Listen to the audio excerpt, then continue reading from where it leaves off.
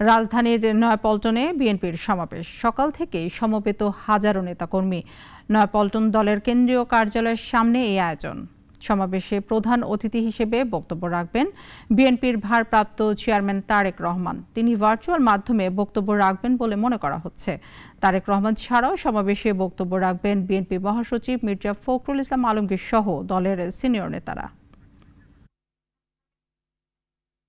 নয়াপল্টনে আছেন সহকর্মী রাশিদুল কাদের। বিএনপির সমাবেশ নিয়ে আরো জানবো তার কাছ থেকে।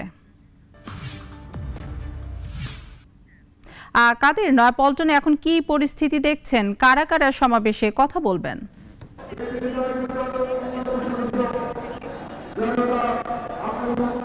রুমি, আপনি যেমনটি বলছিলেন, শেখ হাসিনার পতনের পর প্রথম সমাবেশ করছে বিএনপি। আর এই সমাবেশকে ঘিরে দলীয় নেতাকর্মীদের মধ্যে ব্যাপক উচ্ছ্বাস এবং আনন্দ রয়েছে। এতদিন তারা সমাবেশ করতেন মূলত বিভিন্ন বাধা বিঘ্ন অতিক্রম করে তাদেরকে সমাবেশ করতে হতো। সমাবেশে আসলে তাদের অনেক ভীতিকর পরিস্থিতি তাদের অবস্থা বিরাজ করত। আজকে পুলিশ নেই বা হাসিনা সরকারের কেউ নেই, আইন শৃঙ্খলা বাহিনীর কোনো সদস্য নেই, যার কারণে অনেক উচ্ছ্বাস এবং আনন্দের মাধ্যমেই এই সমাবেশটি হচ্ছে।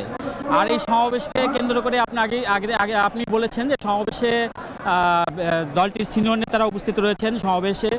আর সমাবেশে আজকে প্রথমবারের মতো প্রধান অতিথি হিসেবে উপস্থিত থাকছেন দলের ভারপ্রাপ্ত চেয়ারম্যান তারেক রহমান। এবং এই কর্ণধারের বক্তব্য শোনার জন্য দলীয় নেতাকর্মীদের ভিতরে যথেষ্ট উচ্ছ্বাস এবং আনন্দ রয়েছে। আমরা জানতে পেরেছি তিনি দলীয় নেতাকর্মীদের তার বক্তব্যের মাধ্যমে দিক নির্দেশনা দিবেন, সেই সাথে জাতির উদ্দেশ্যে উনি কিছু বলবেন। আর তা হচ্ছে উনি লন্ডন থেকেই বক্তব্য দিবেন অনলাইন ডিজিটালের মাধ্যমে। আর দলীয় নেতাকর্মীদের মধ্যে বিএনপির মহাসচিব মির্জা ফখরুল ইসলাম বক্তব্য রাখবেন। তাছাড়া দলটির নীতি নির্ধারকরা রয়েছেন, তারা বক্তব্য রাখবেন। আর সকাল থেকেই আমরা যে জিনিসটা দেখতে পেয়েছি, এখানে এই মহাসমাবেশকে কেন্দ্র করে উচ্ছ্বাস এবং আনন্দের মাধ্যমে দলীয় নেতাকর্মীরা ঢাকার বিভিন্ন প্রান্ত থেকে এখানে এসে উপস্থিত হয়েছেন এবং তাদের মধ্যে একটি উচ্ছ্বাস রয়েছে।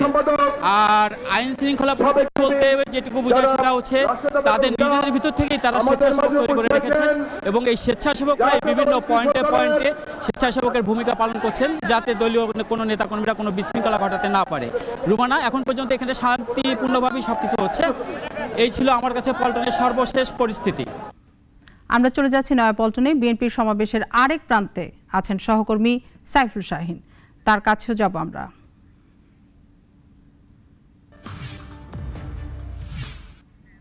শাহিন, আপনি যেখানে আছেন সেখানকার কি অবস্থা? নেতাকর্মীরা কি বলছেন?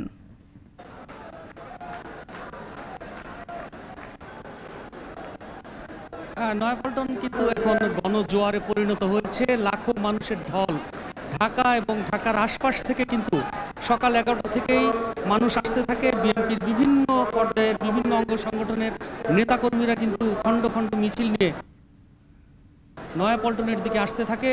এই মুহূর্তে ফকিরাপুল, নাইটাঙ্গেল মোড়, পুরোনা পল্টন পুরো এলাকা কিন্তু একদম কানায় কানায় ভরে গিয়েছে। এখনো আপনাকে যদি দেখাই যে বিশাল বড় বড় মিছিল, হাজার হাজার মানুষ কিন্তু যারা এতদিন রাস্তায় বেরোতে পারে নাই, তারা বলছে যে দীর্ঘ 15 বছর 16 বছর তারা বন্দী ছিল, এই দেশের গণতন্ত্র বন্দী ছিল, তাদের নেতা দেশের বাইরে দেশে ফিরতে পারে নাই, তারা বিভিন্ন হামলা মামলা গুমের শিকার হয়েছে। এই যে দীর্ঘদিনের তাদের নির্যাতনের শিকার হওয়া, তাদের যে ক্ষোভ মনের, তারা কিন্তু আজকে মুক্ত বিহঙ্গের মতো বেরিয়ে এসেছে রাস্তায়। আজকে কিন্তু তারা যেটি বলছে যে তারা এমন একটি বাংলাদেশ চায়, তারা হানাহানি দুর্নীতি চায় না, তারা চায় দেশে গণতন্ত্র ফিরে আসবে।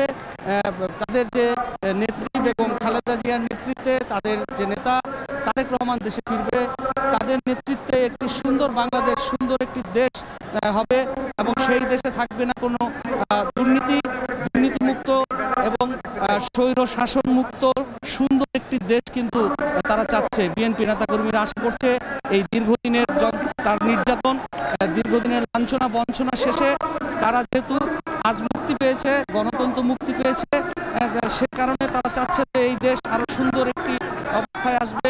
দীর্ঘদিন পরে যেহেতু তারা নেতারা এখন কেন্দ্রীয় নেতারা কিন্তু মঞ্চে বসেছে, তারা যেটি অনুরোধ করছে নেতাকর্মীদেরকে যে কেউ যেন এই বিজয়ের সুযোগ নিয়ে খারাপ কিছু না করতে পারে। তারা তাদেরকে নেতাকর্মীদেরকে মাইকে নির্দেশ দিচ্ছে যে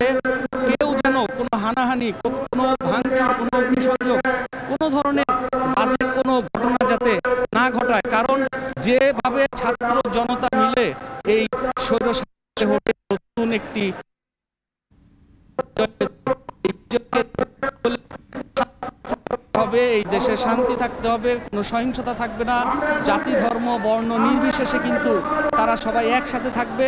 সুন্দর একটি দেশ, যাতে যে দেশে হানাহানি থাকবে না, যে দেশে কোনো দুর্নীতি থাকবে না। আজকে তারা যেটি বলছে, আজকে এই এত বড় সমাবেশ করতে কিন্তু কোনো অনুমতি লাগেনি।